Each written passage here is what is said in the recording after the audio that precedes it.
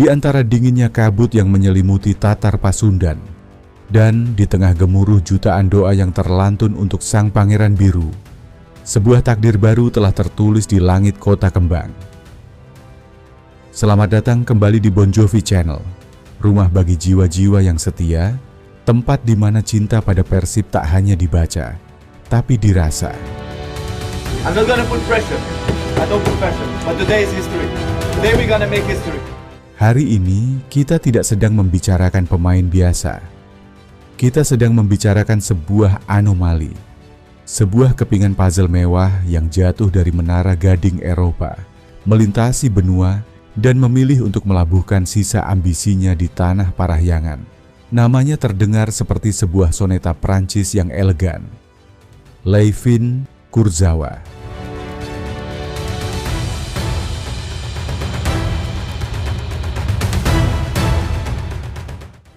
Dari gemerlap lampu Paris Saint-Germain menuju hangatnya pelukan Bobotoh.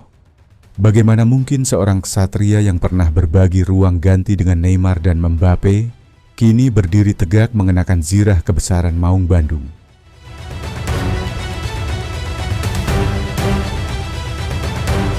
Duduklah sejenak saudaraku. Biarkan saya membawa Anda menyusuri lorong waktu. Ini adalah kisah tentang sang penjelajah kiri, tentang kejayaan, kejatuhan, dan kebangkitan kembali di bawah panji Persib Bandung.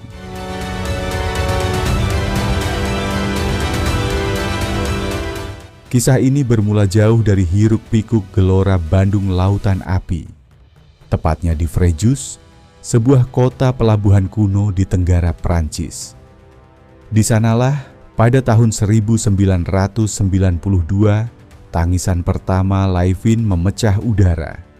Darah Polandia dari sang ibu dan Guadeloupe dari sang ayah mengalir deras, membentuk fisik yang tak hanya tangguh, tapi juga penuh seni.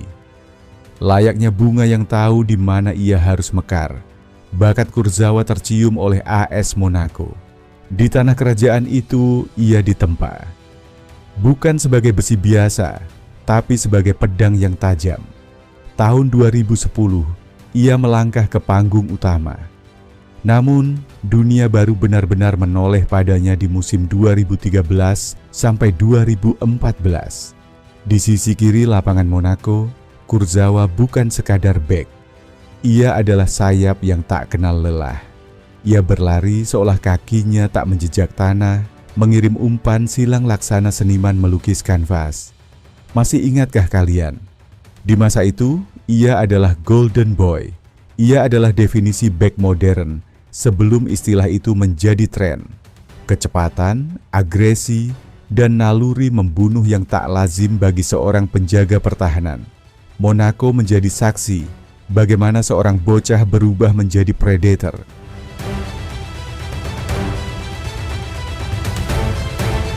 Namun, takdir emas selalu mencari wadah yang lebih besar. Tahun 2015, panggilan dari ibu kota datang, Paris Saint-Germain, klub para dewa, tempat di mana mimpi dibeli dengan harga selangit.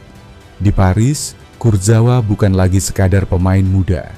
Ia adalah bagian dari Galacticos baru. Ia berbagi napas dengan Zlatan Ibrahimovic.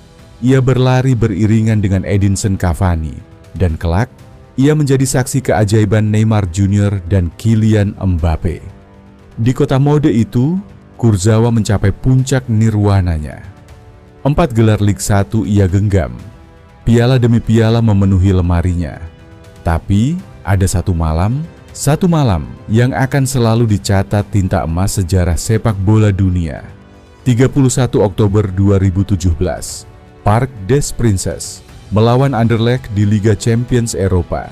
Malam itu, Kurzawa seolah kerasukan roh seorang striker. 1 gol, 2 gol, 3 gol. Hat-trick! Seorang bek kiri mencetak hat-trick di panggung termegah Eropa. Ia adalah bek pertama di era modern Liga Champions yang melakukan hal gila itu. Dunia tunduk padanya. Ia adalah The Prince of Paris di sisi kiri.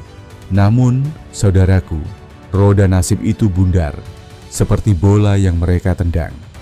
Tidak ada matahari yang bersinar selamanya. Cedera mulai menggerogoti kakinya yang lincah. Konsistensi menjadi barang mahal. Perlahan, cahaya Paris mulai meredup baginya. Ia terpinggirkan. Dari pahlawan menjadi penonton. Ia mencoba mencari nyala apinya kembali di tanah Inggris bersama Fulham. Tapi London terlalu dingin. Dan takdir berkata lain. Ia mencoba bangkit di Portugal bersama Boa Vista. Namun sisa-sisa kejayaan itu seolah enggan kembali. Banyak yang berkata, habislah sudah Layvin Kurzawa. Banyak yang mencibir bahwa sang pangeran telah kehilangan mahkotanya. Bahwa kakinya sudah terlalu tua. Bahwa napasnya sudah terlalu berat untuk mengejar bola.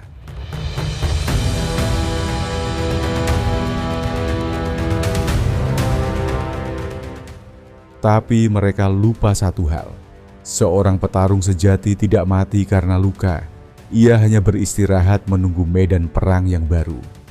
Tahun 2026, sebuah kabar mengejutkan mengguncang jagat sepak bola tanah air. Bukan rumor, bukan isapan jempol. Persib Bandung. Sang pangeran biru dari timur memanggil sang pangeran dari Paris. Kenapa Bandung? Kenapa Persib? Mungkin karena di sini sepak bola bukan sekadar olahraga. Di sini sepak bola adalah agama kedua. Kurzawa mungkin merindukan itu. Ia merindukan gemuruh yang bukan berasal dari turis, tapi dari hati rakyat yang mencintai klubnya sampai mati. Kini lihatlah dia mengenakan jersey biru kebanggaan kita. Mungkin larinya tak secepat saat ia berusia 20 tahun di Monaco. Mungkin gocekannya tak seliar saat ia melayani Neymar. Tapi yang ia bawa ke Bandung adalah mentalitas juara. Ia membawa pengalaman menaklukkan Eropa. Ia membawa aura seorang pemenang yang tahu bagaimana rasanya mengangkat trofi di tengah hujan konveti. Sisi kiri Persib kini memiliki penjaga baru. Seorang penjaga yang pernah mematikan penyerang-penyerang terbaik dunia. Selamat datang di keluarga besar ini, Layvin Kurzawa. Tanah Pasundan menyambutmu dengan tangan terbuka. Jadikan keringatmu sebagai air yang menyuburkan prestasi kami. Jadikan pengalamanmu sebagai pelita bagi Maung Bandung untuk kembali mengaum di Asia.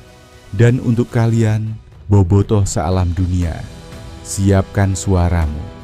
Karena pertunjukan kelas dunia baru saja dimulai di halaman rumah kita. Bon Jovi Channel pamit undur diri. Jangan lupa like, komen, dan subscribe agar kita bisa terus mengawal sang pangeran biru hingga ke tangga juara. Hidup Persib. Sampai jumpa.